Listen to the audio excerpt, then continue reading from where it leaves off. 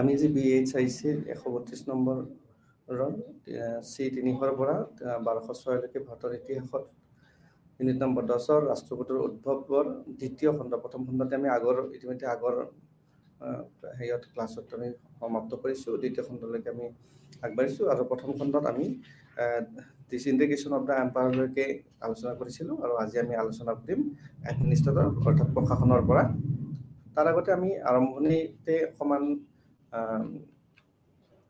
ৰাষ্ট্ৰপতি সকলৰ উদ্ভৱৰ বিষয়ে জানিব বিচাৰিম তো প্ৰথমতে আমি তাৰ উদ্দেশ্য এই পাঠ্যৰ তাৰ পিছত পৰিচয় তাৰ পিছতে সামাজিক ঐতিহাসিক পৃষ্ঠভূমি ৰাষ্ট্ৰপতিৰ সাম্ৰাজ্য কেনেকৈ তেওঁলোকে সাম্ৰাজ্য বিস্তাৰ কৰিছিল সাম্ৰাজ্য বিভাজন কেনেকৈ বিভাজন হৈছিল আৰু ইয়ালৈকে আমি ইতিমধ্যে আমি সাম্ৰাজ্য বিভাজনৰ আলোচনা কৰিছো আৰু আজি আমি এই প্ৰশাসন ৰাজনীতি সমাজ ধৰ্ম সাহিত্য আৰু তাৰ যিটো সামাজিক সভা কনক্লুজন এই বিষয়ে আলোচনা কৰিম এতিয়া এইখিনি আমি জানিব যাওঁতে আমাৰ এটা উদ্দেশ্য আছে আৰু উদ্দেশ্য বিষয়ে আমি জানিব লাগিব আমি এইখিনি পঢ়াৰ পিছত কি জানিব পাৰিম কি বুজিব পাৰিম বা ইয়াত কি বিষয়বস্তু অন্তৰ্ভুক্ত হৈ আছে এই গোটত আমি ৰাষ্ট্ৰপতিসকলৰ উৎপত্তি আৰু উদ্ভৱ আৰু ৰাষ্ট্ৰপতিৰ সাম্ৰাজ্য গঠন সম্পৰ্কে আলোচনা কৰিম ইতিমধ্যে এইখিনি আমাৰ আলোচনা কৰা হৈছে আৰু ইয়াৰ এতিয়া আজি যিটো বিষয় আছিল আজি আমি সামাজিক ধৰ্মীয় শৈক্ষিকৰ সৈতে ৰাষ্ট্ৰপতি সাম্ৰাজ্য গঠন আৰু প্ৰকৃতি ৰাষ্ট্ৰপতি সময়ৰ সাংস্কৃতিক সফলতা আৰু অন্বেষণ আৰু এই ইউনিট অধ্যয়নৰ পিছত আমি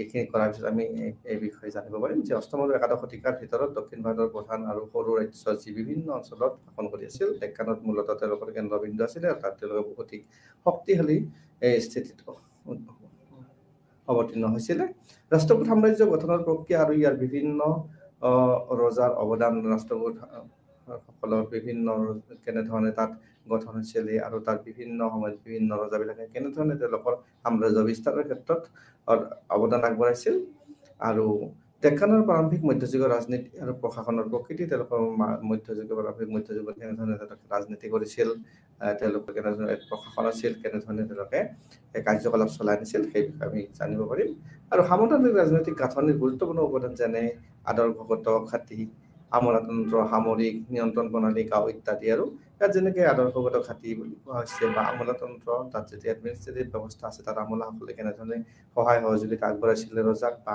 সামৰিক তাত ডিফেন্সৰ কথাটো জড়িত হৈ আছে যেতিয়া তেওঁলোকৰ শক্তিশালী আছিল আৰু বিভিন্ন ৰাজ্যত বিভিন্ন সময়ত তেওঁলোকে ৰজাক তেওঁলোকৰ অধীনত আনিবলৈ সক্ষম হৈছিলে নিয়ন্ত্ৰণ প্ৰণালী তাত কণ্ট্ৰল চিষ্টেম আছিলে কেনেধৰণে তেওঁলোকে নিয়ন্ত্ৰণ কৰিছিলে বা গাঁওবিলাক কেনেধৰণে তাত কিমান গাঁও তেওঁলোকৰ অধীনত আছিল বা কেনেধৰণে গাঁওবিলাকত সহায় আছিল আৰু গাঁৱৰ মুৰব্বী কেনেকৈ তাৰ মহাজন বা অন্যান্য লোকসকলে সহায় কৰিছিল সেই বিষয়ে আমি জানিব পাৰিম আৰু তাৰপিছতে এই পাঠ্যতে এই শেষৰ ফালে আমি ৰাষ্ট্ৰপতিৰ সাম্ৰাজ্যৰ ভিতৰত তেওঁলোকৰ সামাজিক সমাজ ব্যৱস্থা কেনেকৈ আছিল তাত সতীদাহ প্ৰথা বা উইডো মেৰেজ বা তাত বিধৱা মহিলাসকলে পৈতৃক সম্পত্তিৰ কিবা অধিকাৰ লাভ কৰিছিল নে বা তেওঁলোকৰ তাত কেনেধৰণৰ ধৰ্মীয় সকলো ধৰ্মকে সমানে স্থান দিয়া হৈছিল নে বেলেগ ধৰ্ম পালন কৰাৰ কাৰণে তেওঁলোকক কিবা শাস্তি বিহা হৈছিল বা শিক্ষাৰ ক্ষেত্ৰত তেওঁলোকৰ বৰঙণি ৰজাই কেনেধৰণে কণ্ট্ৰিবিউট কৰিছিলে বা ব্ৰাহ্মণসকল কেনেকৈ শিক্ষাৰ লগত জড়িত হৈছিল আৰু শিক্ষানুষ্ঠান প্ৰতিষ্ঠান কেনেধৰণৰ সমিতি বা অনুষ্ঠানৰ অধীনত চলিছিলে সেই বিষয়ে আমি জানিব পাৰিম স্থাপত্য আৰু সাংস্কৃতিক বিকাশ কেনেধৰণে তেওঁলোকৰ স্থাপত্য যেনেকৈ আমি শিলৰ প্ৰকাণ্ড মূৰ্তি এটা মূৰ্তিত এটা খোদিত কৰা হৈছিল বা সংস্কৃতি কেনেকৈ বিকাশ হৈছিল সেই সম্বন্ধে আমি জানিব পাৰিম এতিয়া আমি মূল বিষয়লৈকে আজি বাটৰ মূল বিষয়লৈকে আহিছোঁ এতিয়া তাৰ আগতে আৰু আমি এটা কথা জানিব লাগিব যে পৰিচয় বাথ্যত মানে বিভিন্ন ধৰণৰ পালসকল খ্ৰীষ্টপূৰ্ব 750 পৰা 1000 খ্ৰীষ্টাব্দত পূৰ্বৰ মাজত তিনিখন শক্তিশালী ৰাজ্য প্ৰত্যক্ষ কৰিছিল আৰু তিনিখনৰ ভিতৰত পাল সাম্ৰাজ্য আৰু দক্ষিণ ভাৰতৰ ৰাজ্য মূলতঃ এই সময়খিনিৰ ভিতৰত পালসকল প্ৰতিহাৰা আৰু দক্ষিণ ভাৰতত ৰাষ্ট্ৰপতিসকলে সাম্ৰাজ্য বিস্তাৰ কৰিছিল প্ৰশাসন চলাইছিল ৰাজতন্ত্ৰ চলাইছিল আৰু এই ৰাজ্যসমূহত তেওঁলোকৰ নিজ আধিপত্য প্ৰতিষ্ঠা কৰিবলৈ ইজনে সিজনৰ সৈতে প্ৰাৰম্ভিক মধ্যযুগীয় ভাৰতত বিভিন্ন সময়ত তেওঁলোকে জড়িত হৈছিল আৰু ইয়াৰ প্ৰৱণতাও অধিক আছিল যুদ্ধৰ বুৰঞ্জীবিদ নেহৰু কাৰাচিমে সাম্ৰাজ্যৰ নতুন হিচাপে গণ্য কৰে আৰু ইয়াত বিভিন্ন সামতান্ত্ৰিক ৰাজ্য ইয়াৰ সৈতে বিচ্ছিন্নতা আৰু ধাৰাবাহিকতাকে দেখুৱায় তৃতীয় শতিকাৰ পৰা এই অঞ্চলৰ উদ্ভৱ ৰাজ্যসমূহৰ তৃতীয় শতিকাৰ পৰা যিবিলাক ৰাজ্য ইয়াত উদ্ভৱ হৈছিল সেই বিষয়ে বিশেষভাৱে দেশ হয়। ৰাষ্ট্ৰকূটৰ দশম শতিকাত শেষলৈকে প্ৰায় 200 বছৰ ধৰি এই দেশখনত আধিপত্য বিস্তাৰ কৰিছিল আৰু সেই সময়ত উত্তৰ আৰু দক্ষিণ ভাৰতৰ অঞ্চলসমূহ নিয়ন্ত্ৰণ কৰিছিল আৰু যিবোৰ তিনিওটাৰ ভিতৰত আটাইতকৈ দীঘলীয়া সময় তেওঁলোকে দীঘলীয়া সময়ৰ কাৰণে শাসন চলাইছিল। ই কেৱল আটাইতকৈ শক্তিশালী সাম্ৰাজ্য নাছিল, তেওঁলোকে অকল এনেকুৱা নহয় উত্তৰ আৰু দক্ষিণ ভাৰতৰ মাজত অৰ্থনৈতিক ক্ষেত্ৰ আৰু সাংস্কৃতিক এই বিষয়টো তেওঁলোকে এটা ব্ৰিজ হিচাপে, দলং বা এটা সেতু হিচাপে তেওঁলোকে কাম কৰিছিল, যোগাযোগ সূত্ৰ স্থাপন কৰিছিল আৰু সুন্দৰভাৱে তেওঁলোকে এই ৰাজ্য শাসন চলাই নিবলৈ সক্ষম হৈছিলে। এই উত্তৰ আৰু দক্ষিণ ভাৰতীয় পৰম্পৰাৰ প্ৰচাৰ আৰু সম্প্ৰসাৰণ কৰিছিল। তেওঁলোকে যিবিলাক পৰম্পৰা সেইবিলাকত তেওঁলোকে প্ৰচাৰ কৰিছিল, তাৰপিছত তাত তেওঁলোকে এক্সপানশ্যন সম্প্ৰসাৰণ কৰিছিলে। তাৎপৰ্যভাৱে এই পৰ্যায়ত ভাৰতৰ ৰাজনীতি, অৰ্থনীতি, সংস্কৃতি, শিক্ষা আৰু ধৰ্মৰ ক্ষেত্ৰত তেওঁলোকে স্থিৰতা আৰু নতুন উচ্চতা স্পৰ্শ কৰিছিল। কাৰণ তেওঁলোকৰ স্থিৰতা আছিল কাৰণে তেওঁলোকে দীৰ্ঘদিন ধৰি ৰাজ্য শাসন কৰিবলৈ সক্ষম হৈছিলে। গতিকে তেওঁলোকৰ ৰাজনীতিয়ে হওক বা অৰ্থনীতিয়ে হওক বা ব্যৱসায় বাণিজ্যৰ কথাই হওক বা সংস্কৃতি বা শিক্ষা আৰু ধৰ্মৰ ক্ষেত্ৰত তেওঁলোকে স্থিৰতা আৰু নতুন উচ্চতা তেওঁলোকে স্পৰ্শ কৰিবলৈ সক্ষম হৈছিলে। তেওঁলোকৰ প্ৰশাসন ব্যৱস্থা কেনেধৰণৰ আছিল, ৰজা কোন হ'ব লাগিছিল বা কিবা নিয়ম আছিল নেকি বা ৰজাক কোনে সহায় কৰিছিল, সেই বিষয়ে আমি এই প্ৰশাসন ব্যৱস্থাৰ জৰিয়তে আমি জানিব পাৰিম। তাত প্ৰশাসনীয় বিষয়া কোনসকল আছিল। তো ৰাষ্ট্ৰকূটসকলৰ যোদ্ধা ৰজাসকলে দক্ষিণ ভাৰতত এক বিশাল সাম্ৰাজ্য সৃষ্টি কৰিছিল আৰু এই বিশাল সাম্ৰাজ্যত প্ৰায় তেওঁলোকে 7 লাখ আৰু আধা গাঁও তেওঁলোকৰ অন্তৰ্ভুক্ত কৰি ৰাখিবলৈ সক্ষম হৈছিলে। তেওঁলোকৰ ইমানখিনি গাঁও তেওঁলোকৰ অধীনত ৰাখিবলৈ সক্ষম হৈছিল।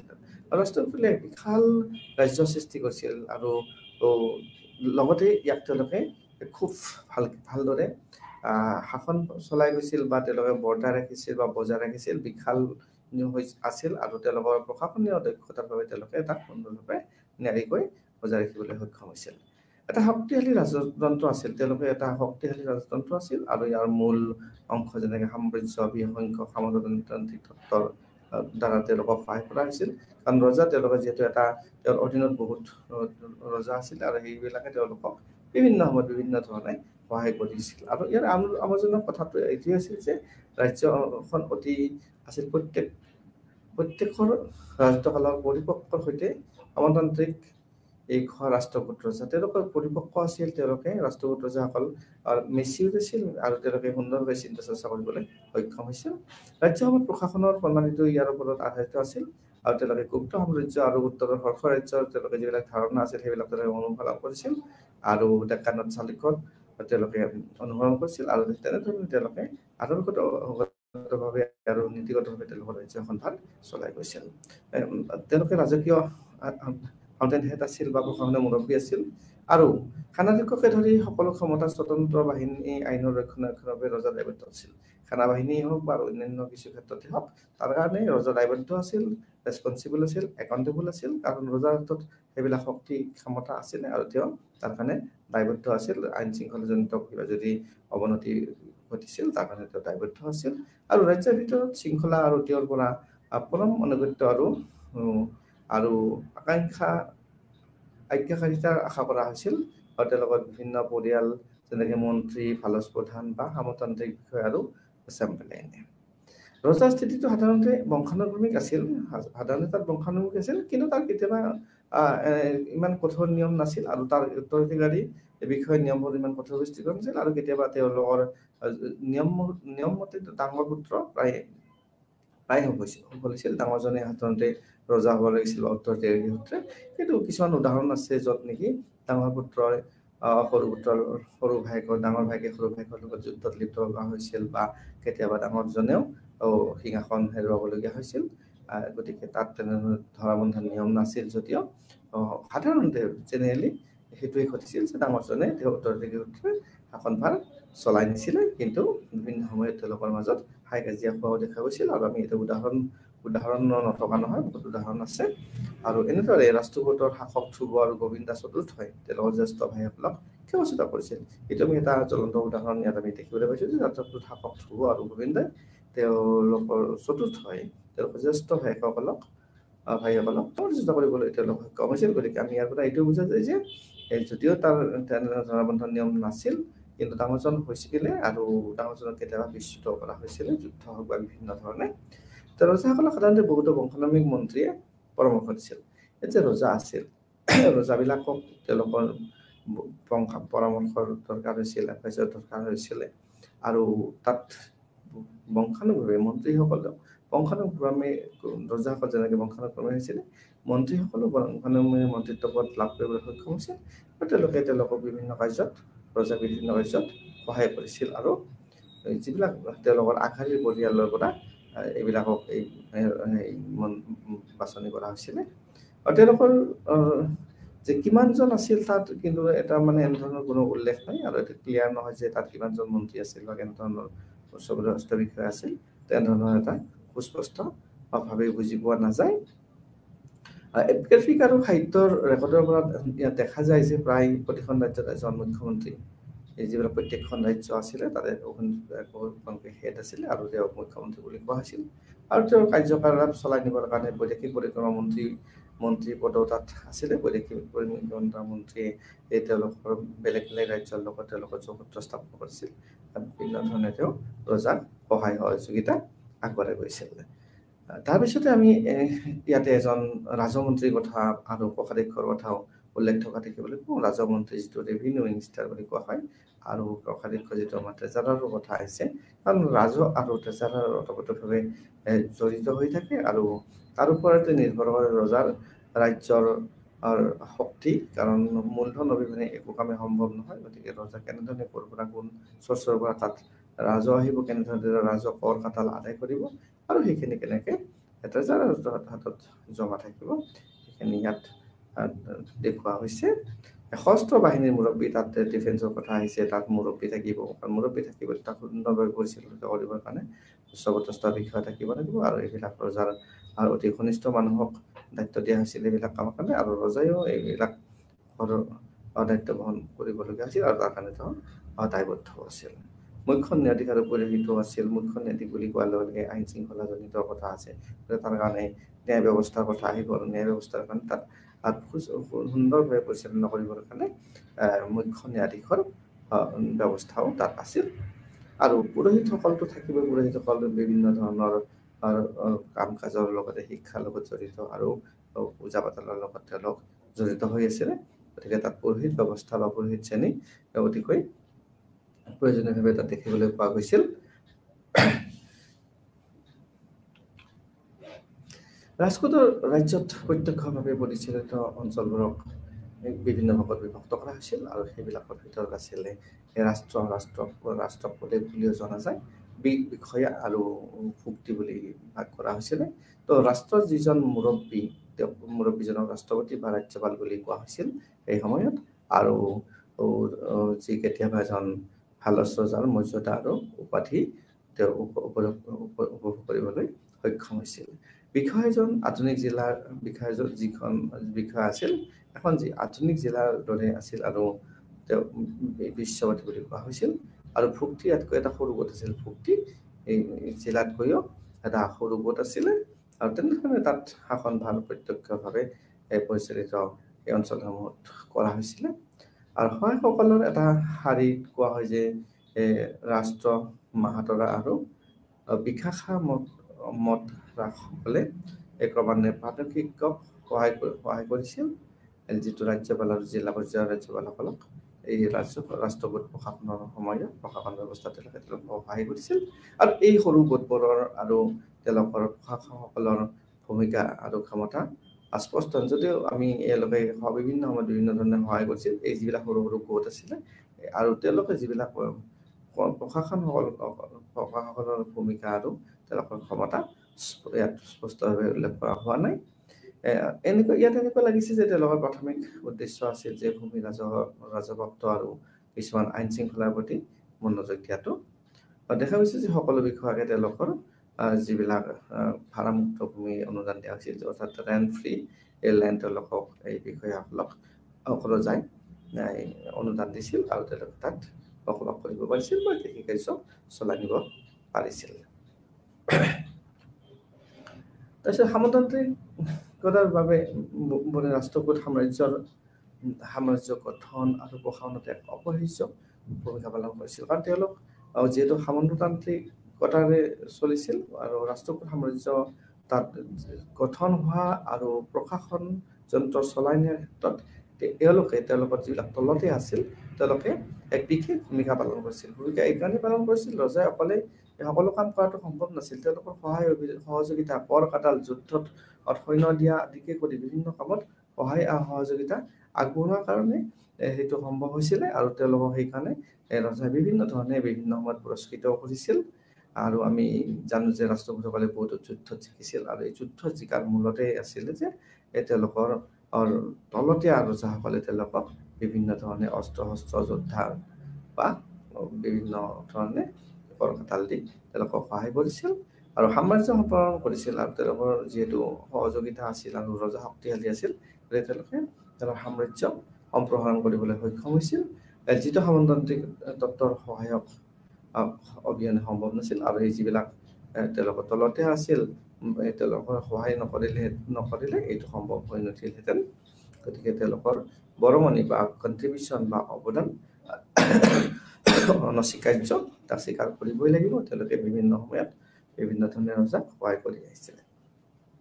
তাৰপিছত আমি দেখিছোঁ যে গংগা ৰাজ্যৰ প্ৰভুসকল প্ৰাথমিকভাৱে তেওঁলোকৰ বৃহত্তৰ ৰাষ্ট্ৰকূটৰ অভিযানত জনাত আছিল। এই যি গংগা ৰাজ্যৰ প্ৰভুসকল আছিলে, তেওঁলোকে বিভিন্ন ৰাষ্ট্ৰকূটসকলক তেওঁলোকৰ অভিযানত বিভিন্ন ধৰণে সহায় কৰিছিল আৰু তেওঁলোকে সুপৰিচিত আছিল। ৰজাসকলে নিয়মীয়াকৈ এই প্ৰধানসকলক পুৰস্কৃত কৰিছিল।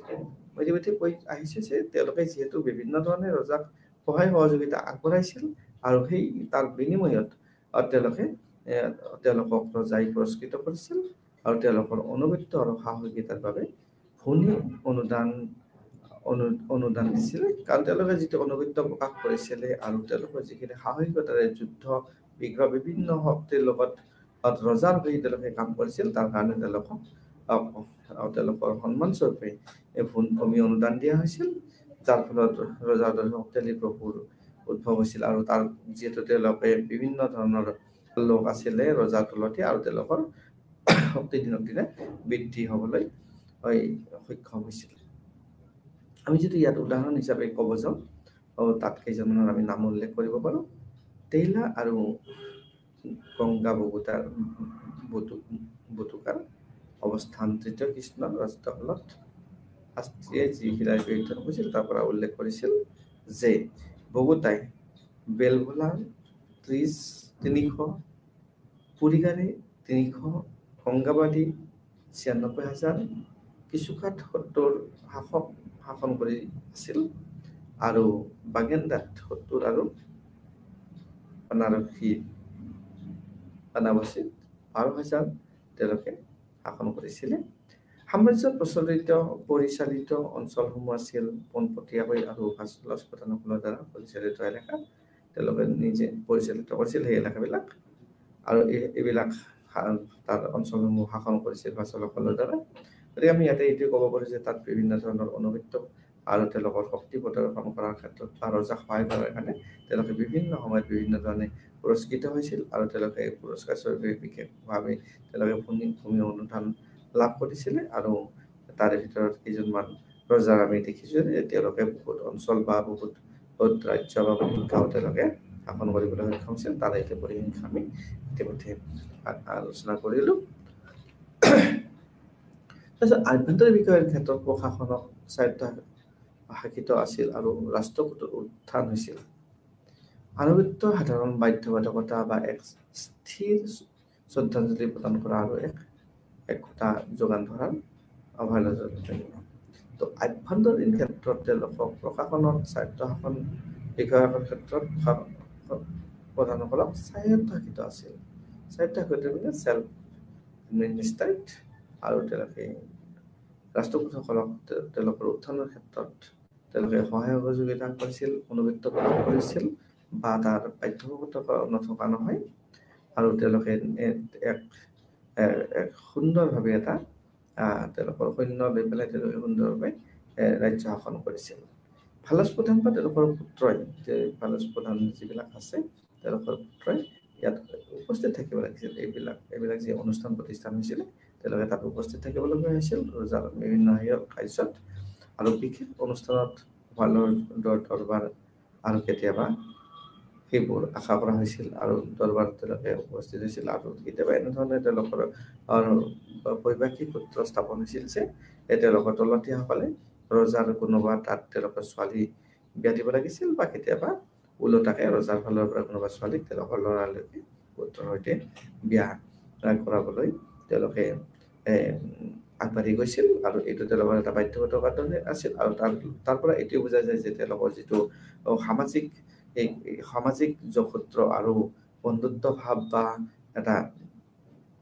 এটা পলিচি বা এটা নীতি যাতে তেওঁলোকে তেওঁলোকৰ আত্মীয় হৈ পেলাই তেওঁলোকৰ শাসন কাৰ্যত বিভিন্ন ধৰণে সহায় সহযোগিতা আগবঢ়াব বা শত্ৰু ভাৱ তেওঁলোকে তাত নেদেখাব তেনে কাৰ্য কৰিবলৈ তেওঁলোকে এনেধৰণৰ স্থিতি অৱলম্বন কৰিছিল।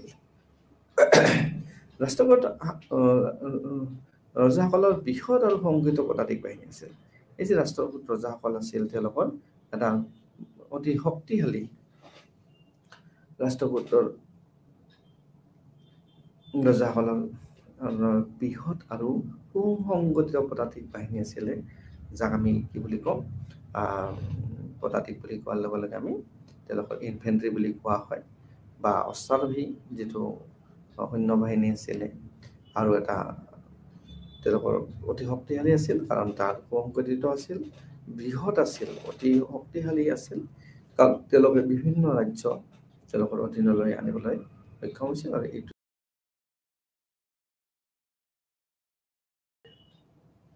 পদাতিক বাহিনী আছিল আৰু অশ্বাৰোহী আছিল আৰু এটা আৰবৰ ভ্ৰমণকাৰীসকলৰ ইতিহাসত উল্লেখ কৰা কথা এটা আছে যে তাত বৃহৎ সংখ্যক হাতী এই যুদ্ধত তেওঁলোকে যুদ্ধত ব্যৱহাৰ কৰিছিল, অৰ্থাৎ তেওঁলোকে ঘোঁৰা ব্যৱহাৰ কৰিছিল বা হাতীৰে তেওঁলোকে যুদ্ধ বিগ্ৰহ কৰিছিলে আৰু আনকি তেওঁলোকে যিটো আমি পদাতিক বা যিটো আমি ইনফেন্ট্ৰি বুলি কওঁ তেনেধৰণৰ তেওঁলোকৰ সৈন্য আছিলে আৰু তাক সুপৰিচালিতভাৱে পৰিচালিত কৰিছিল আৰু ইয়ে তেওঁলোকক ৰাজ্য বিস্তাৰ বা ৰাজ্য শক্তিশালী কৰাত অধিক অৰিহণা যোগাইছিল আৰু সেই সময়ত ঘোঁৰাৰে যুদ্ধ কৰিবলৈ তেওঁলোকে বিভিন্ন জেগাৰ পৰা ঘোঁৰাবিলাক আমদানি কৰি আনিবলগীয়া হৈছিলে কাৰণ দেশৰ যিবিলাক ঘোঁৰা আছিল ইমান শক্তিশালী নাছিল, সেইকাৰণে তেওঁলোকে বিদেশৰ পৰা ঘোঁৰা যুদ্ধৰ বাবে আমদানি কৰি আনিছিলে আৰু বৃহৎ সশস্ত্ৰ বাহিনীবোৰ পোনপটীয়াকৈ গ্লেমাৰ আৰু শক্তিৰ সৈতে সম্পৰ্কিত আছিল। ৰজা ডেফিনেটলি থাকিব, তেওঁলোকৰ যদি বৃহৎ সশস্ত্ৰ বাহিনী থাকে বা তেওঁলোকে ৰজাৰ সৈতে সম্পৰ্কিত হৈ থাকিবই লাগিব কাৰণ ৰজাৰ দ্বাৰা এইবিলাক পৰিচালিত হয় আৰু তেওঁলোকক ৰজাৰ অধীনত থাকিবলৈ বাধ্য হয়। যি সাম্ৰাজ্যৰ ৰক্ষণাবেক্ষণ আৰু সম্প্ৰসাৰণৰ বাবে অত্যাৱশ্যকীয় আছিল, সেই ৰাজ্য এখন সাম্ৰাজ্য এখন ৰক্ষণাবেক্ষণ দিবৰ কাৰণে বা সম্প্ৰসাৰণ কৰিবলৈ এটা নিশ্চিতভাৱে এটা সুসজ্জিত সশস্ত্ৰ বাহিনী থাকিবই লাগিব এই যুগত, আৰু যদি নাথাকে তেতিয়াহ'লে তেওঁলোকৰ যিটো ব্যৱস্থা প্ৰশাসনিক ব্যৱস্থা সেইটোত যথেষ্ট অসুবিধাৰ সন্মুখীন হ'ব আৰু তেওঁলোকৰ বিজয় কৰা যিবিলাক অঞ্চল আছে সেইবিলাক হয়তো কেতিয়াবা হেৰুৱাব হ'বলগীয়া হ'ব পাৰে আৰু তাৰ কাৰণে শক্তিশালী ব্যৱস্থাৰ অতি প্ৰয়োজন। আৰু ৰাষ্ট্ৰকূটসকল বহুসংখ্যক ঘোঁৰা তেওঁলোকে কি কৰিছিলে, বহুত ঘোঁৰা যুদ্ধত কৰিবৰ কাৰণে বহুত ঘোঁৰা তেওঁলোকে কি কৰিছিলে আৰৱৰ পৰা আমদানি কৰিছিলে, আৰৱৰ পৰা আনিছিলে, পশ্চিম এছিয়া আৰু মধ্য এছিয়াৰ পৰাও তেওঁলোকে আনিছিলে, অকল আৰৱৰ পৰাই নহয় পশ্চিম এছিয়া আৰু মধ্য এছিয়াৰ বিভিন্ন দেশৰ পৰা তেওঁলোকে ঘোঁৰা আনিছিলে আমদানি কৰি আৰু সেইবিলাক ঘোঁৰা তেওঁলোকৰ যিবিলাক বিখ্যাত সৈন্য বাহিনী আছিল আৰু সেই সৈন্য বাহিনী তেওঁলোকে ব্যৱহাৰ কৰিছিল আৰু যুদ্ধত জয় হ'বলৈ তেওঁলোকে অগ্ৰসৰ হৈছিল আৰু বিভিন্ন ক্ষেত্ৰত এইটো দেখা যায় যে তেওঁলোকে সেই যুদ্ধত তেওঁলোকে জয় হ'বলৈ সক্ষম হৈছিল। যিবিলাক ৰাষ্ট্ৰকূটৰ যিবিলাক শক্তি তেওঁলোকৰ বিশেষ সৈন্য আৰু স্বতন্ত্ৰ কামাণ্ডাৰ বহুতো দুৰ্গৰ পৰা তেওঁলোকৰ যে বহুতো দুৰ্গ আছিল বা তেনেধৰণৰ তেওঁলোকৰ শক্তিশালী সৈন্য বাহিনী আছিল, তাৰ পৰাই এই দুৰ্গৰ পৰাই ক'ব পাৰি যে এই প্ৰতিফলিত কৰে যে তেওঁলোকৰ আচলতে ডিফেন্সৰ ক্ষেত্ৰত অধিক শক্তিশালী আছিল। তাৰপিছতে পদাতিক বাহিনী নিয়মীয়াকৈ তেওঁলোকে গঠন কৰিছিল। নিশ্চিতভাৱে তেওঁলোকে নিয়মীয়াকৈ গঠন কৰিবই লাগিব কাৰণ তেওঁলোকৰ অদল বদল বা বিভিন্ন ধৰণে তাৰ পৰা কম বেছি হৈ থাকে, গতিকে তেওঁলোকে নিয়মীয়াকৈ গঠন কৰিছিল আৰু অনিয়মীয়া সৈন্যও আছিল অৱশ্যে তেওঁলোকৰ, আৰু এই আৰু তেওঁলোকক বিভিন্ন ধৰণৰ শুল্ক বা কৰ দিয়া হৈছিল। আৰু নিয়মীয়া যিবিলাক শক্তি আছিল প্ৰায় বংশগত আছিল, নিয়মীবিলাক তেওঁলোকৰ বংশ ইজনৰ পিছত সিজনলৈকে গৈছিলে আৰু তেওঁলোকৰ এজনে এইবিলাকত যোগ দিবলগীয়া হৈছিলে। আৰু কেতিয়াবা ভাৰতৰ বিভিন্ন অঞ্চলৰ পৰাও আনকি আহৰণ কৰা হৈছিল। বিভিন্ন যদি প্ৰয়োজন হৈছিলে তেওঁলোকে ভাৰতৰ বেলেগ বেলেগ অঞ্চলৰ পৰা বাছি বাছি তেওঁলোকৰ সৈন্য বাহিনী সৈনিক হিচাপে নিয়োগ কৰিছিল। ব্যৱহাৰৰ পৰা আঁতৰি যোৱা যুদ্ধত ব্যৱহাৰ কৰে, যিহেতু তেওঁলোকে ঘোঁৰা ব্যৱহাৰ কৰিছিল, গতিকে সেইবিলাকত কিন্তু তেনেধৰণৰ কোনো প্ৰসংগ উল্লেখ কৰা হোৱা নাই বা কোনো বিতং আলোচনাও হোৱা নাই। তো এই যিবিলাক ক্ষেত্ৰীয় যাত তাত ভিলেজ অঞ্চল আছে, এই ভিলেজ অঞ্চলত এই ক্ষেত্ৰীয় বিভাজনৰ বিলাক যে আছিলে, এই ক্ষেত্ৰীয় বিভাজনবোৰ হ'ল একেবাৰে বিভাজনৰ তলত আছিল, একেবাৰে তলৰ লেভেলত আছিলে গাঁওখন, আৰু গাঁওখনৰ পৰা আৰম্ভ হৈছিল গোটেই প্ৰশাসনিক ব্যৱস্থা একদম ওপৰ লেভেললৈকে। আৰু গাঁওখন প্ৰশাসনৰ মৌলিক একক আছিল। যিখন গাঁও আছিল সেইখন তেওঁলোকৰ প্ৰশাসনৰ মৌলিক একক আছিল, আৰু গাঁও প্ৰশাসন বা গাঁৱৰ মুৰব্বী আৰু যিবিলাক ভিলেজ একাউণ্টেণ্টে চলাই গৈছিল, যাৰ প্ৰথম সাধাৰণতে ব্ৰহ্মশাক্ৰমিক আছিল।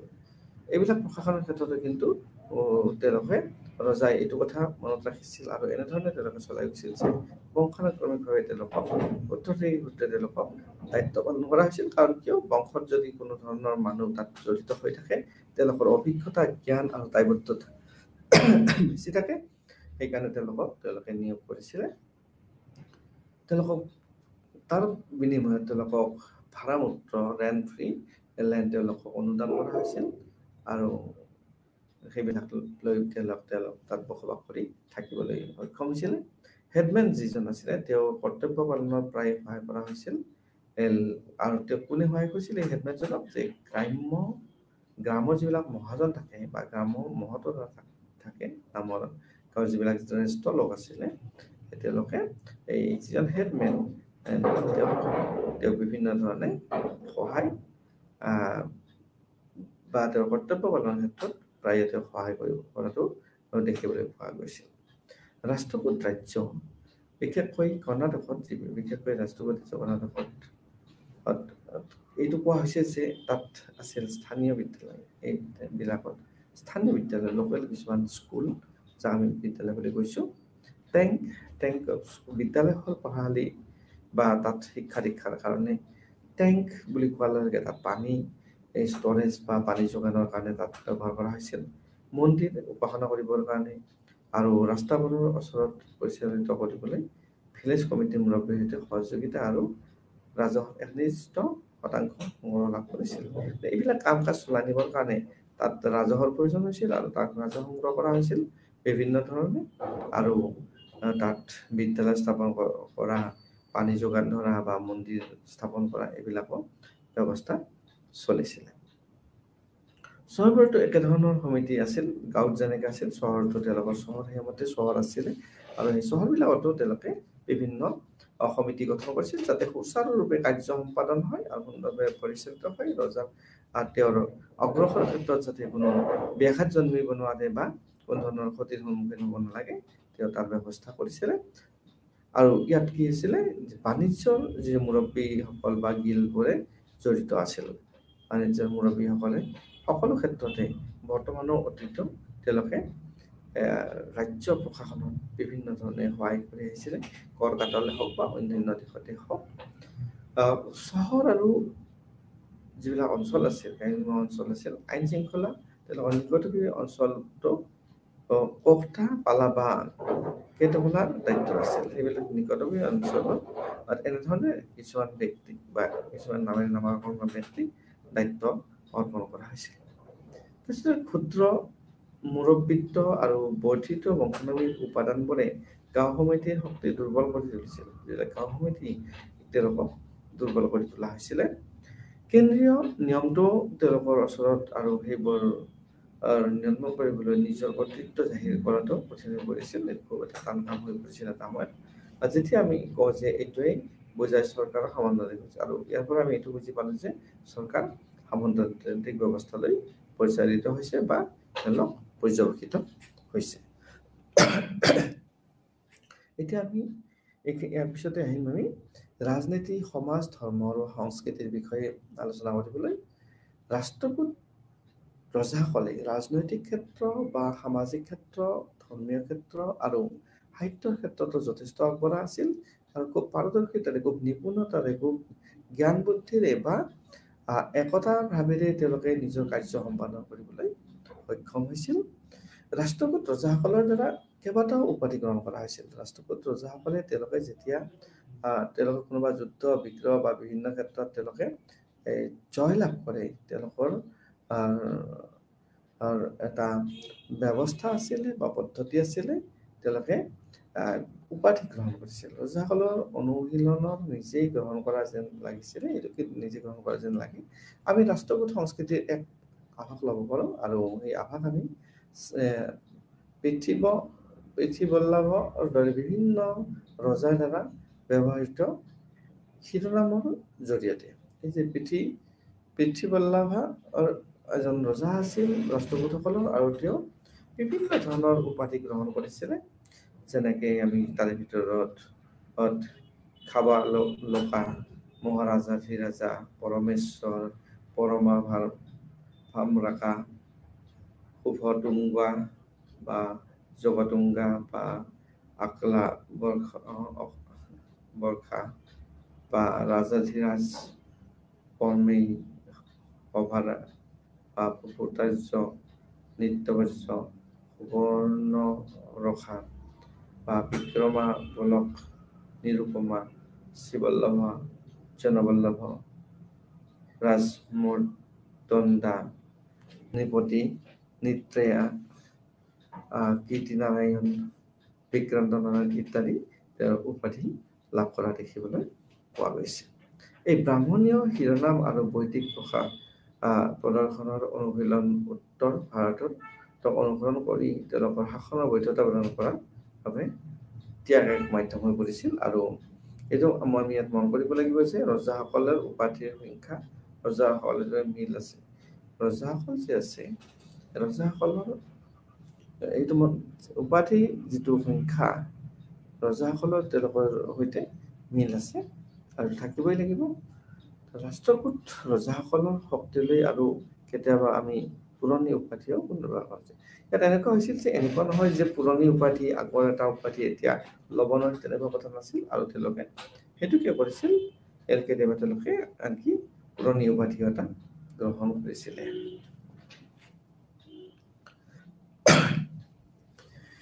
সামন্ততান্ত্ৰিক আৰু যিটো পৰাজিত শাসকসকল আছিল, তেওঁলোকক ৰজাৰ অধীনলৈ আনিছিলে আৰু বিভিন্ন ধৰণৰ ঘোষণা কৰা হৈছিল আৰু বিভিন্ন উপায়েৰে তেওঁলোকক প্ৰতিকৃতিৰ যিখন ছবি থাকিছিলে, সেই ৰাজধানী চহৰৰ যিবিলাক মন্দিৰসমূহ আছিল, দ্বাৰপালকা হিচাপে তেওঁলোকৰ ইমেজবিলাক তাত স্থাপন কৰা হৈছিল। আৰু যদি উদাহৰণ দিব যাওঁ, গোবিন্দ তৃতীয় লংকাৰ প্ৰভুত্ব দুটা মূৰ্তি সজ্জিত কৰাত বিজয় যিটো স্তম্ভ আছিল, এই মান্যখেতা আৰু তাত এটা শিৱ মন্দিৰৰ পৰ্টেলৰ দৰে তেওঁ কৰিছিল।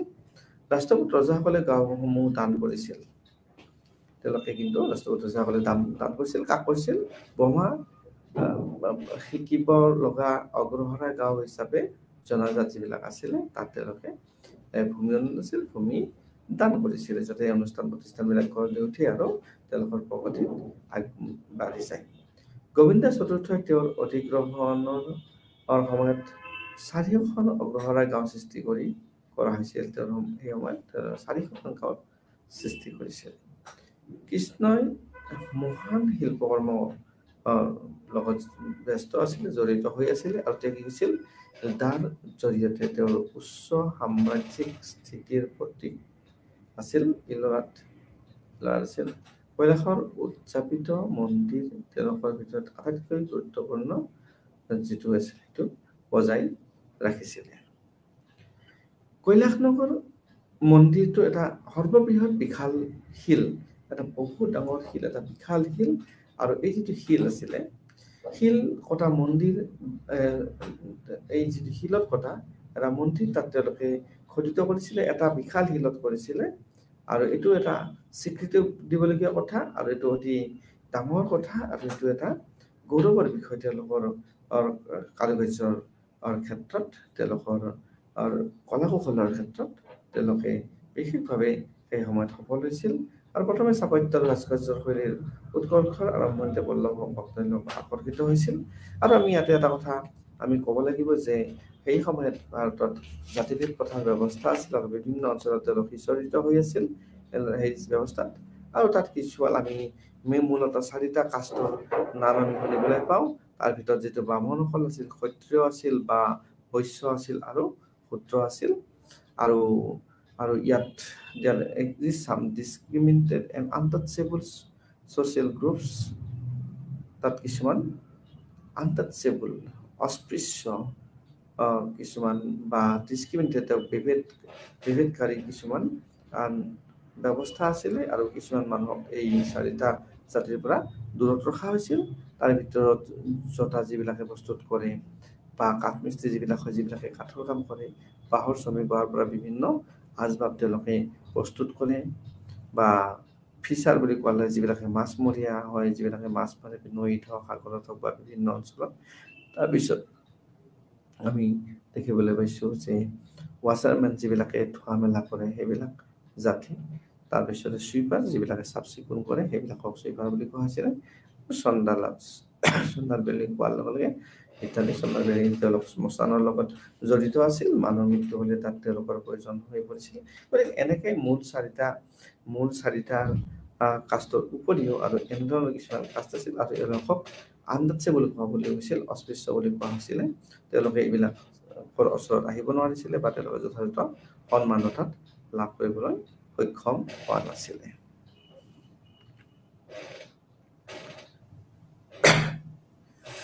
এতিয়া আমি চাব লাগিব প্ৰভাৱশালী জাতিবোৰে তেওঁলোকৰ পৰম্পৰাগত কৰ্তব্য যেনে ব্ৰাহ্মণ ধৰ্মীয় ৰীতি নীতি আৰু শিক্ষাৰ অনুসৰণ কৰিছিল। যিবিলাক প্ৰভাৱশালী জাতি আছিল তেওঁলোকে শিক্ষা গ্ৰহণ কৰিছিল, বা ব্ৰাহ্মণসকলে যিবিলাক ৰীতি নীতি এই মানুহক বিধান দিছিলে সেইবিলাক তেওঁলোকে মানি লৈছিলে, আৰু সেইবিলাক অনুসৰণ কৰিছিলে। আৰু ক্ষত্ৰিয়সকল জড়িত আছিল প্ৰশাসনত, মূলতঃ প্ৰশাসনত ক্ষত্ৰিয়সকল জড়িত আছিল। এডমিনিষ্ট্ৰেটিভ ফিল্ডত তেওঁলোকৰ দক্ষতা আছিল, আৰু যুদ্ধৰ প্ৰতিও তেওঁলোক সমৰ্পিত আছিল, যুদ্ধৰ লগতো তেওঁলোকে জড়িত আছিল। অৰ্থাৎ ক্ষত্ৰিয়সকলে তেওঁলোকে বিভিন্ন কামত জড়িত আছিলে, তেওঁলোকে প্ৰশাসনত জড়িত হৈছিল, যুদ্ধৰ প্ৰতি তেওঁলোকে নিজকে সমৰ্পণ কৰিছিল।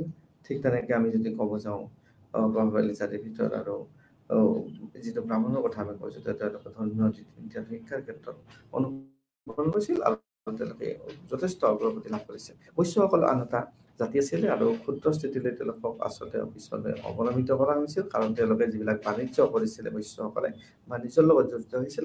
সেই সময়ত বাণিজ্য হ্ৰাস পাবলৈ ধৰিছিল, আৰু বহুতো কাৰণ আছিলে বাণিজ্য হ্ৰাস পোৱাৰ, আৰু তেওঁলোক কৃষি কাৰ্য কলাপতো ব্যস্ত হৈছিল। গতিকে কৃষি তেওঁলোকক এইটো পৰ্যায়লৈকে তেওঁলোকক নমাই অনা হৈছিল। একে সময়তে শূদ্ৰসকলৰ অৱস্থান যথেষ্ট উন্নত হৈছিল।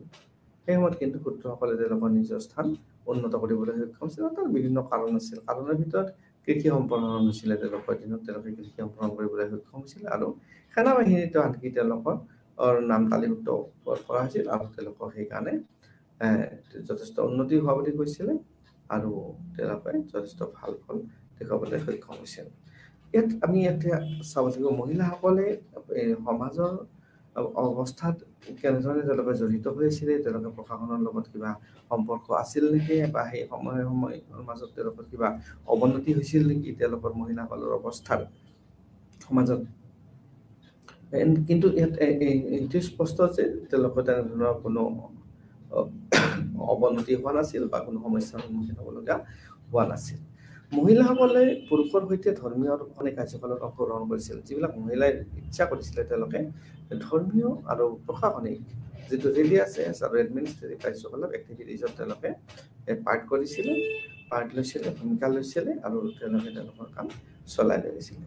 ৰজাৰ ঘৰৰ মহিলাসকলে যিবিলাক মহিলা আছে ৰজাৰ ঘৰত, তেওঁলোকে যে উৎসৱ অনুষ্ঠান যিবিলাক হৈছিলে সেইবিলাকত কিন্তু তেওঁলোক উপস্থিত থাকিছিলে, আৰু বিভিন্ন ধৰণে তেওঁলোক পুৰস্কৃত কৰাও দেখিবলৈ পোৱা গৈছিলে। ৰাজকুমাৰীসকলকো চৰকাৰী পদত নিযুক্তি দিয়া হৈছিল। যিবিলাক ৰাজকুমাৰী আছিল তেওঁলোককো কিন্তু এনেকুৱা নহয় যে তেওঁলোকক দায়িত্ব দিয়া হোৱা নাছিল, তেওঁলোককো চৰকাৰী চৰকাৰী পদত নিযুক্তি দিয়া হৈছিল। আমি যদি চাব যাওঁ ৰাষ্ট্ৰপতি ৰাজকুমাৰী চন্দ্ৰবালাবে এজনী কন্যা আছিল, অসমা বৰ্ষা একৰ, কিন্তু পিছত তেওঁ কি হয় ৰাইচুৰ দেৱাল পৰিচালনা কৰিছিল, তেওঁ দেৱাল পৰিচালনা কৰি তেওঁক দায়িত্ব দিয়া হৈছিল। আৰু সেই সময়তে আৰৱৰ লেখকসকলৰ মতে সেই সময়ত যি আৰৱৰ লেখক আছিল তেওঁলোকে কি হৈছিল, ৰাষ্ট্ৰদূত সাম্ৰাজ্য মহিলাসকলে তেওঁলোকৰ মুখ আৱৰি নাৰাখিছিল। অৰ্থাৎ যিটো আমি ঢাকি লোৱা বুলি কওঁ, পৰ্দা লোৱা বুলি কওঁ বা কিবা কৰিছিল, তেওঁলোকে মুখখন দেখি খোলাকে ৰাখিছিল, তেওঁলোকে দেখিবলৈ পাব গৈছিল, তাত কোনো বাধা নাছিলে। যিটো পৰ্দা প্ৰণালীৰ অস্তিত্বহীনতাৰ দিশত সূচিত হৈছিল, সেই সময়ত পৰ্দা প্ৰণালীৰ কোনো বিশেষ প্ৰচাৰ প্ৰসাৰ আৰু বাধ্যবাধকতা নাছিলে। আৰু এইটো বুজাইছে যে তেওঁলোকে মুক্ত মনে চলিব পাৰিছিলে, গতিকে তেওঁলোকে বিভিন্ন কাৰ্যকলাপত অংশগ্ৰহণ কৰিছিলে আৰু নিজকো মুক্তভাৱে তেওঁলোকে আগবঢ়াই নিবলৈ সক্ষম হৈছিলে। পুৰাতাত্ত্বিক পণ্ডিত বিশ্বেশ্বৰনাথৰ অধ্যয়নৰ জৰিয়তে আমি ক'ব পাৰিছে, তেওঁ সামৰণি মাৰিছে যে ৰাষ্ট্ৰকূট ৰাজবংশৰ ৰজাসকলে সময়ে সময়ে ব্যৱহাৰ কৰা শিলালিপি, যিবিলাক শিলালিপি আছিল শৈৱ, বৈষ্ণৱ আৰু সাতটা ধৰ্ম, তেওঁলোকক এইবোৰৰ প্ৰমাণ কৰা যায় যে তেওঁলোকে এইবিলাক ধৰ্ম তেওঁলোকে পালন কৰিছিল। ৰাষ্ট্ৰকূট ৰজাসকলে ধৰ্মীয় সহিষ্ণুতাৰ এক উৎকৃষ্ট উদাহৰণ উত্থাপন কৰিছিল আৰু পৃষ্ঠপোষকতাও দিছিল। তেওঁলোকে ধৰ্মৰ উৎকৃষ্ট বিকাশৰ ক্ষেত্ৰত বা উন্নতিৰ ক্ষেত্ৰত তেওঁলোকে যথেষ্ট সহিষ্ণু আছিল আৰু বিকাশৰ ক্ষেত্ৰত পৃষ্ঠপোষকতা কৰিছিল আৰু বিভিন্ন ধৰণে সহায় সহযোগিতা আগবঢ়াইছিলে। আৰু আমি ইয়াতে ক'ব গ'লে হিন্দু, জৈন, বৌদ্ধ আৰু ইছলামৰ দৰে সকলো ধৰ্মলৈকে তেওঁ আগবঢ়াইছিল, সকলো ধৰ্মই তাতে বসবাস কৰি থাকিবলৈ সক্ষম হৈছিলে। তেওঁলোকে ধৰ্মীয় বিশ্বাস নকৰিলে তেওঁৰ বাবে যিকোনো লোকক হত্যা নকৰিছিলে। এই ৰজাসকলৰ ক্ষেত্ৰত এনেকুৱা নাছিল যে ধৰ্ম বিশ্বাস এটাই পালন কৰিব লাগিব, এইটোৱে পালন কৰিব লাগিব আৰু তাৰ অপৰাধ স্বৰূপে তেওঁলোকক মৃত্যুদণ্ড বিহা হ'ব, কিন্তু তেওঁলোকে তেনেধৰণে মৃত্যুদণ্ড নিয়া নাছিল বা হত্যা কৰাও নাছিল। অৰ্থাৎ তেওঁ তাত এইটোৱে প্ৰমাণ হৈছে তেওঁলোক যথেষ্ট উদাৰ আছিল, কোনে কি ধৰ্ম প্ৰচাৰ লৈছে তাৰ লগত তেওঁলোকে বিশেষ সময় নষ্ট নকৰিছিলে আৰু নিজৰ কাৰ্যত ব্ৰতী হৈছিলে। তো বিভিন্ন সম্প্ৰদায়ৰ সদস্যসকলৰ মাজত সহনশীলতাও দেখুওৱা হৈছিল। ইয়াতে বিভিন্ন সম্প্ৰদায়ৰ লোক আছে, সদস্য আছে, মেম্বাৰ আছে, তেওঁলোকৰ লগত এটা বুজাবুজি বা এটা আণ্ডাৰষ্টেণ্ডিং আছিলে। ধাৰ্মিক দাতব্য সংস্থা সামাজিক ধৰ্মীয় কাৰ্যকলাপৰ বাবে ঈশ্বৰৰ অনুগ্ৰহ আৰু এক পুঁজিৰ উপাৰ্জনৰ উৎস কৰিব বুলি আশা কৰা হৈছিলে। যে বিভিন্ন সম্প্ৰদায়ৰ সদস্যসকলৰ মাজত সহনশীলতা দেখুওৱা হৈছিলে। ধাৰ্মিক দাতব্য, যিবিলাক ৰিলিজিয়াছ দাতব্য অনুষ্ঠান থাকে, ডনেটেড অনুষ্ঠান থাকে, তাত তেওঁলোকে সামাজিক ধৰ্মীয় কাৰ্যকলাপ আৰু বিভিন্ন কাৰ্যত আগবঢ়াৰ কাৰণে তেওঁলোকে পুঁজি আগবঢ়াইছিল তেওঁলোকৰ উৎস হিচাপে। তাৰপিছত আমি দেখিছোঁ যে ভাৰতীয় ইতিহাসত এই পৰ্যায়ত দক্ষিণ ৰাজ্যবোৰ অধিক তললৈ আহিছিল, বৈদিক আৰু আগমিক ধৰ্ম মন্ত্ৰ আছিলে। তাৰপিছতে আমি দেখিবলৈ পাম যে এই মন্দিৰসমূহত হিন্দু দেৱ দেৱী, সংস্কৃতি, ধৰ্ম,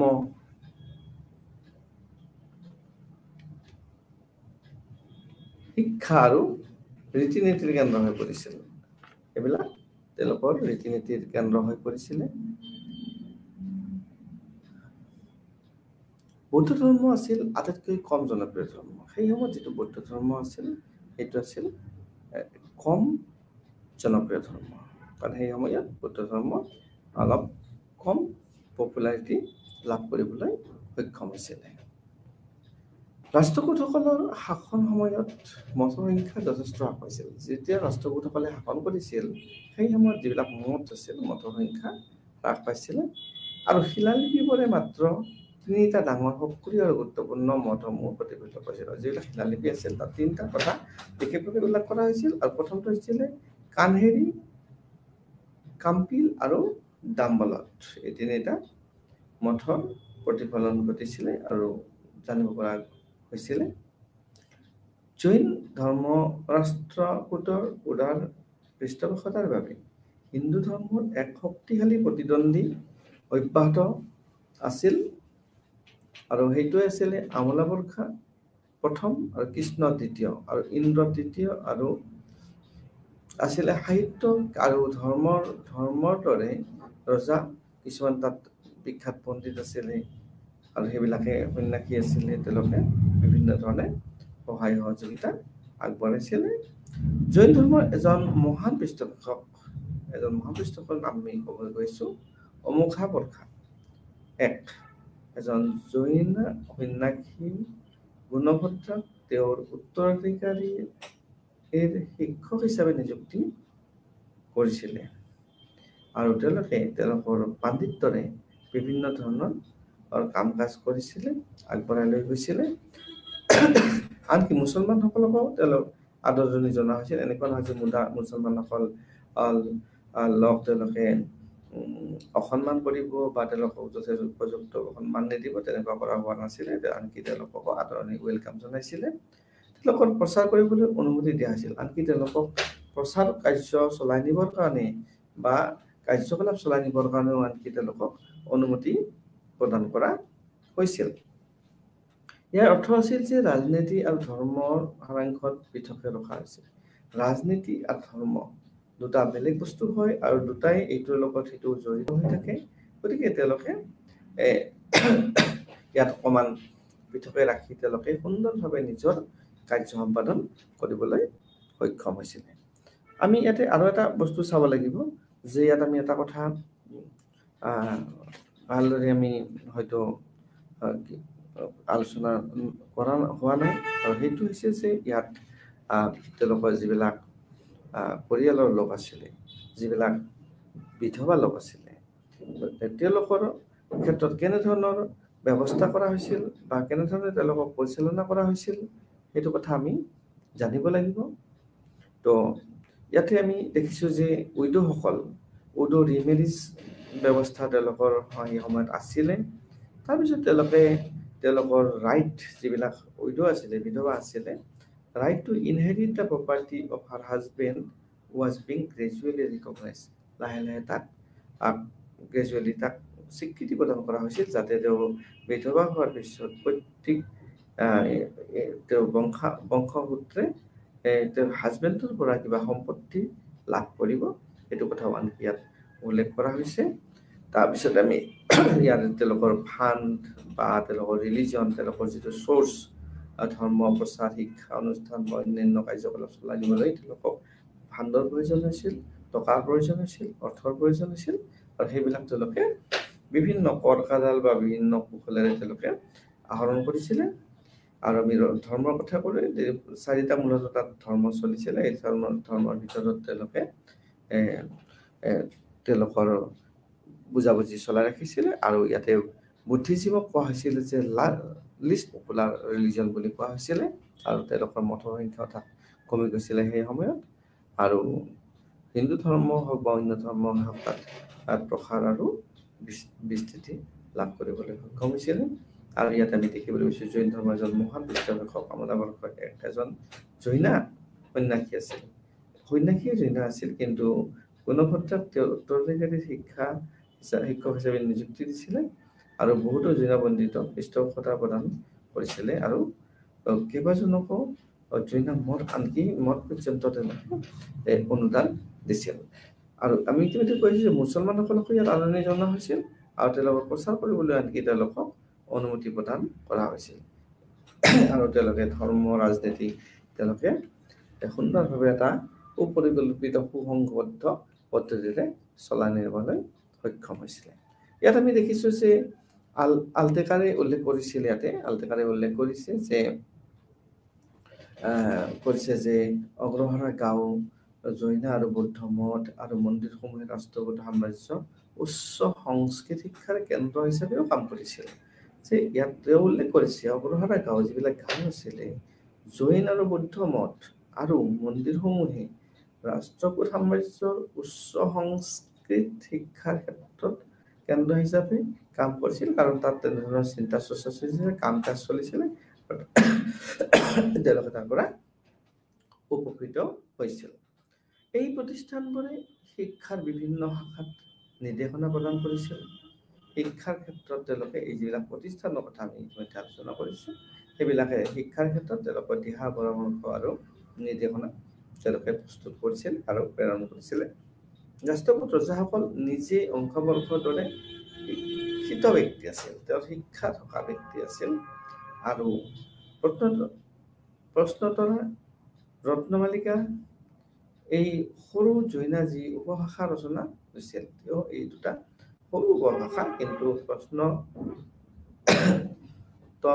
আৰু ৰত্নমালিকা এই দুটা সৰু ভাষা যদিও আছিলে, তাক কিন্তু উপভাষা আছিলে, তাক কিন্তু তেওঁ ৰচনা কৰিছিলে। জাৰি কৰা প্লেটসমূহ যে আছে, যিবিলাক প্লেট আছে, ৰাষ্ট্ৰকূটসকলৰ দ্বাৰা সংস্কৃতৰ তেওঁলোকৰ আদালতত কেইবাজনো পণ্ডিত ব্যাপক ব্যৱহাৰ আৰু উপস্থিতি দেখুওৱা হৈছিল। সংস্কৃতৰ উদাৰ সমৰ্থন আৰু প্ৰচাৰ আৰু সাম্ৰাজ্যত কানাড়া শিক্ষাৰ ফলত কেইবাটাও যুক্তি কলা সাহিত্য, বিজ্ঞান আৰু গৱেষণাৰ ক্ষেত্ৰত গুৰুত্বপূৰ্ণ হৈ পৰিছিলে, আৰু তাত তেনেধৰণে তেওঁলোকে আগবঢ়াই লৈ গৈছিল তেওঁলোকৰ বিকাশ বা অগ্ৰগতি বা তেওঁলোকৰ প্ৰগতিৰ কাৰণে। সংস্কৃত এইটোৰ এটা উদাৰ সমৰ্থক আছিলে, তাত ব্যক্তিসকলে সুন্দৰভাৱে শিক্ষা গ্ৰহণ কৰিবলৈ সক্ষম হৈছিলে। কলা সাহিত্য, বিজ্ঞান আৰু গৱেষণাৰ ক্ষেত্ৰত তেওঁলোকে গুৰুত্বপূৰ্ণ বিকাশ লাভ কৰিছিলে। হালাযোধাই কৃষ্ণ তৃতীয়ৰ আদালতত তেওঁৰ কবি ৰাহাস্য লিখিছিলে। জৈন ধৰ্মৰ ৰাষ্ট্ৰকূট আদালতত উল্লেখযোগ্য পৃষ্ঠপোষক আছিল। জৈন ধৰ্মৰ ৰাষ্ট্ৰকূট আদালতত উল্লেখযোগ্য পৃষ্ঠপোষক আছিল বুলি কোৱা হৈছে। তাৰপিছত আমি দেখিছো অমেঘাবৰ্ষ 1 আদালতত বহুতো জৈনা লেখক আছিল আৰু স্বাভাৱিকতে জৈন সাহিত্যই এই সময়ছোৱাত গুৰুত্বপূৰ্ণ অগ্ৰগতি লাভ কৰিছিলে। এইটো এটা তেওঁলোকৰ পিক পইণ্ট আছিল, পিক টাইম আছিল তেওঁলোকৰ অগ্ৰগতিৰ। হেৰিচানা তেওঁৰ আধ্যাত্মিক প্ৰচেপ্টৰ 783 চনত হৰিবংশ ৰচনা কৰিছিল, কিন্তু তেওঁৰ আদি পুৰাণ যিটো তেওঁ অসম্পূৰ্ণ কৰি থৈ গৈছিল, এনে অমেঘাবৰ্ষই সমাপ্ত কৰিব পৰা নাছিলে, গৈছিলে সম্পূৰ্ণ কৰা, আৰু সেই নৱম এৰি গৈছিলে। নৱম শতিকাৰ আৰম্ভ হৈছিল, আৰু এইটো তেওঁৰ শিষ্য গুণচন্দ্ৰৰ দ্বাৰা সম্পূৰ্ণ কৰা হৈছিল, আৰু সম্পূৰ্ণ কৰাতে 897 সমাপ্ত হৈছিলে। শকাটায়ানাৰা আমুকবদৰীতি ব্যাকৰণৰ ওপৰত তেওঁলোকে কাম কৰিছিলে। সময়ত ব্যাকৰণ অতি প্ৰচলন আছিল, সাহিত্যৰ ক্ষেত্ৰত ব্যাকৰণৰ প্ৰচলন আছিল, আৰু বীৰাচাৰ্যৰ গণিত সংগ্ৰহ, তেওঁলোকে তাত গণিতো আনকি তেওঁলোকে আলোচনা কৰিছিলে, তেওঁলোকে চৰ্চা কৰিছিলে। গণিতৰ ওপৰত এক বৃহৎ এক গ্ৰন্থ প্ৰথম অমেঘাবৰ্ষ ৰাজত্বকালতো ৰচনা কৰা হৈছিল। পিছলৈ সমাভেদা, যশস্তিলাখা আৰু নীতিভাগিতা ৰচনা কৰিছিল। লগতে কানাড়া সাহিত্য ইয়াৰ সাক্ষী হৈছিল। অমেঘাবৰ্ষ ৰাষ্ট্ৰকূট কালত আৰম্ভণি আৰু গুৰুত্বপূৰ্ণ সমৃদ্ধি নিজে কৰিছিলে, আৰু তেওঁলোকৰ লেখক আছিলে। কানাড়া কাব্যৰ ওপৰত তেওঁ কিছুমান কাম কৰিছিলে, আৰু সেইবিলাক অতি পুৰণি কাম আছিলে। অমেঘাবৰ্ষই তেওঁৰ সমসাময়িক কানাড়া কবি শ্ৰীবিজয়কো বুজায়, আৰু গুণবৰ্মন এক যাৰ কামবোৰ কেৱল বিক্ষিপ্ত উদ্ধৃতি হৈ বিদ্যমান হৈছিলে।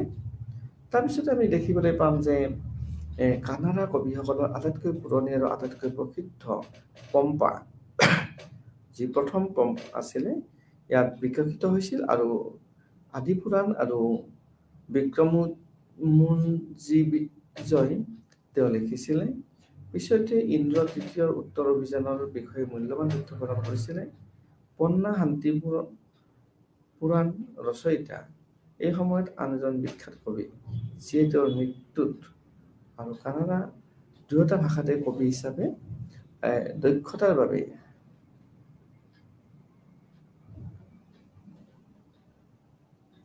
বাবে কৃষ্ণ তৃতীয়ৰ দ্বাৰা উভয় চক্ৰৱৰ্তী উপাধি তেওঁ লাভ কৰিছিলে। চামুণ্ডা ৰাজা সৈন্য সাধাৰণ মন্ত্ৰী গংগাৱলীৰ দ্বিতীয় মাৰসিংহই গদ্যত চামুণ্ডা ৰজনাক তেওঁ ৰচনা কৰিছিলে। ৰান্না অজিত পুৰাণ তেওঁৰ লেখক আৰু গদ্যু ধাৰা তেওঁৰ সমসাময়িক আছিলে, যদিও তেওঁ তেওঁতকৈ সৰু আছিলে কিন্তু তেওঁৰ সমসাময়িক আছিলে। আৰু তেওঁলোকে এই সময়ত বিভিন্ন ধৰণৰ তেওঁলোকে সাহিত্য ৰচনা কৰিছিলে, তেওঁলোকে বিভিন্ন উপাধি লাভ কৰিছিলে, বিভিন্ন ধৰণে তেওঁলোকে প্ৰচাৰ লাভ কৰিছিলে, বিভিন্ন সাহিত্য গদ্য বা আধৰুৱা কামো তেওঁলোকে সম্পন্ন কৰিবলৈ সক্ষম হৈছিলে। তৃতীয় উত্তৰ অভিযানৰ বিষয়ে মূল্যৱান তথ্য তাত প্ৰদান কৰা হৈছিলে। আৰু পন্না শান্তি পুৰাণৰ ৰচয়িতা এই সময়ৰ আন এজন বিখ্যাত কবি আছিল। তেওঁৰ সংস্কৃত আৰু কানাড়া দুটা ভাষাতে তেওঁ কবি হিচাপে আনকি তেওঁলোকে দুটা ভাষাৰ কথা কোৱা হৈছে। ভাষাটো তেওঁৰ লগত দক্ষতা আছিল আৰু তেওঁলোকৰ বিভিন্ন উপাধি লাভ কৰিবলৈ সক্ষম হৈছিল সেই সময়ত। তাৰপিছতে আলটেকাৰে আঙুলিয়াই দিছিল, যে কিছুমান কথা তেওঁ আঙুলিয়াই দিছিলে আৰু যে এই সময়ছোৱাত বেছিভাগ কানাড়া লেখকে কি কৰিছিলে, বিশ্বাসৰ দ্বাৰা জয় নাছিল। তেওঁলোকৰ যিটো ফেইথ আছিল তাৰ দ্বাৰা তেওঁলোক কিন্তু জয় নাছিল, তেওঁলোকে ফলোৱাৰ্ছ আছিলে, যি ধৰ্মীয় আৰু শিক্ষাবিধৰ ক্ষেত্ৰত সহনশীলতা সহযোগিতাৰ দিশত এক অপৰিহাৰ্য পদক্ষেপ দেখুৱাইছিলে। তেওঁলোকৰ পদক্ষেপ দেখুৱাইছিলে সহযোগিতাৰ। স্থানীয় ভাষাৰ জনসাধাৰণক প্ৰচাৰ কৰাৰ বাবে তাত বিভিন্ন ধৰণৰ প্ৰয়োজন আছিল, যাৰ ফলত স্থানীয় ভাষা সাহিত্যত অত্যাধিক তাত ব্যৱহাৰ হৈছিলে, প্ৰচলন হৈছিলে বা তাত তেওঁলোকে চলাই নিবলৈ সক্ষম হৈছিলে। এতিয়া আমি সামৰণিলৈকে আহোঁ। সাৰাংশ গোটেই পাঠটোত আমি এইখিনি অধ্যয়ন কৰিলোঁ, সেইখিনিৰ বিষয়ে আমি জানিব পাৰিম। ৰাষ্ট্ৰদূতসকলৰ ইতিহাসক ভাৰতৰ ইতিহাসত এক গুৰুত্বপূৰ্ণ তেওঁলোকে পৰ্যায় হিচাপে তেওঁলোকক গণ্য কৰা হৈছে, কাৰণ তেওঁলোকৰ সাম্ৰাজ্য অতি বিশাল আৰু অতি দীঘলীয়া সময়ৰ কাৰণে তেওঁলোকে সুন্দৰভাৱে পৰিচালনা কৰিবলৈ সক্ষম হৈছিল। বাদামী চালুক্যৰ যেতিয়া পতন হৈছিল তাৰপিছত তাক পুনৰুজ্জীৱিত কৰা হৈছিলে। আৰু ঠিক তেনেকৈ এই যিটো এটা চাইকেল আছিলে, বৃত্ত এটা আছিলে, সেইটো সম্পূৰ্ণ হৈছিলে। তেওঁলোকে যে প্ৰত্যক্ষ নিয়ম যিবিলাক আছিলে সেইবিলাক তাত তামিল শিলালিপিত তাত উল্লেখ কৰা আছিলে। আৰু উত্তৰ প্ৰতিহাৰা আৰু পালসকলক যুদ্ধত পৰাজিত হৈছিল আৰু পাৰাম্বৰত তেওঁলোকে ভালচ হৈ পৰিছিল। দক্ষিণত গংগাদেশৰ বহুত বছৰ ধৰি ৰাষ্ট্ৰকূটসকলৰ অধীনত আছিল আৰু তেওঁলোকে সেইবিলাক তেওঁলোকৰ এক উপৰাজকীয় দেশ আছিল। আৰু বাঢ়ি অহা যিবিলাক চোলসকল আছিল সাম্ৰাজ্যৰ এক গুৰুতৰ ক্ষতিৰ সন্মুখীন হৈছিল। যিবিলাক চোলসকল তেওঁলোকৰ লগত যুদ্ধ বিগ্ৰহত লিপ্ত হৈ হৈছিল আৰু তেওঁলোকে বিভিন্ন ক্ষতিৰ সন্মুখীন হ'ব লগা হৈছিল। ডেক্কানৰ পূৰ্ব অৰ্ধাংশ ৰাষ্ট্ৰসকলে ভেংগী চালুক্যসকলক তেওঁলোকৰ নিয়ন্ত্ৰণলৈ আনিবলৈ চেষ্টা কৰিছিলে। আৰু এটা শৃংখলাবদ্ধ যুদ্ধই, যিবিলাক শৃংখলাবদ্ধ বা চিষ্টেমেটিকলি তেওঁলোকে যুদ্ধ কৰিছিলে, ৰাজ্যখনৰ সম্পদক তেওঁলোকে টনকিয়াল কৰি তুলিছিল আৰু সামন্ততান্ত্ৰিক পৰিস্থিতিৰ জন্ম দিছিল।